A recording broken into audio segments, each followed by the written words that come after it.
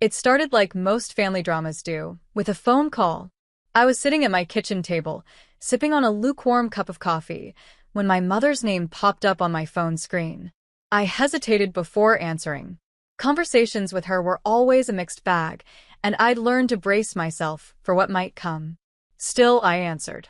"Hi, Mom," I said, trying to sound cheerful. "Oh, good. You picked up," she said, her tone dripping with fake sweetness.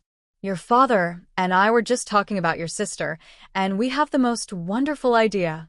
We're planning a little getaway for her and the kids.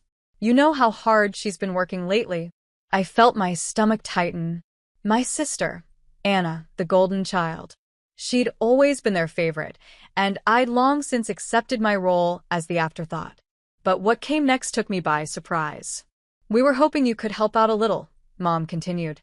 "Just a small contribution to make it extra special for Anna. Maybe a few $1,000s?" I nearly choked on my coffee. "A few $1,000s?" I echoed. "Mom, I'm not made of money.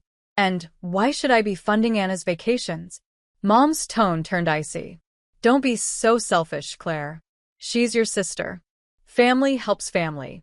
You don't have kids, and you're always working. Surely, you can spare some money for your niece and nephew. They deserve a nice trip." It wasn't the first time they'd pulled the stunt, but this was the most blatant example yet. I'd helped out in the past, but it had always been under the guise of family unity. This felt like extortion. "No, Mom," I said firmly. "I'm not paying for Anna's vacation. If it's so important, you can pay for it yourselves." There was silence on the other end, and then she hung up without another word. I stared at my phone, half expecting it to ring again. It didn't. I knew I'd just lit a match in a very dry forest. The fallout came quickly. Within days, my parents started spreading their version of events to the rest of the family. According to them, I was selfish, ungrateful, and cruel. They conveniently left out the part where they demanded money for Anna's vacation. I started receiving passive-aggressive texts from aunts and uncles. "I heard about what happened with your parents," one wrote. "It's so sad when family can't come together." Anna, of course, stayed silent. She always did when it suited her. I wondered if she even knew what they'd asked me for. But I wasn't going to let them tarnish my reputation without a fight. I'd kept all the texts and emails from my parents. Every request for money, every guilt trip, and even a few snide remarks about how I'd never amount to much compared to Anna.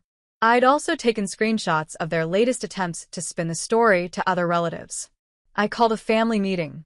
It wasn't easy to arrange, but I made it clear that if everyone didn't show up, I'd take matters further. Curiosity got the better of them, and they all came. At the meeting, I laid everything out. I printed copies of the texts and emails and passed them around. The room went quiet as they read through the evidence. My parents' faces turned red, and my mother tried to interrupt, but I held up a hand. "You've lied about me for years," I said, my voice steady. "You've manipulated this family and painted me as the villain to cover your own behavior. I won't stand for it anymore. Here's the truth, in black and white." There was no dramatic apology, no tearful reconciliation. My parents left the meeting in a huff, refusing to address the evidence. But the damage to their credibility was done. The rest of the family finally saw through their facade. In the weeks that followed, I received tentative apologies from some relatives. Anna even called to say she had no idea they'd asked me for money and that she was sorry for staying silent. It wasn't a perfect resolution, but it was enough. As for my parents, we're no longer on speaking terms. It's painful, but it's also liberating. For the first time in my life, I'm free of their manipulation.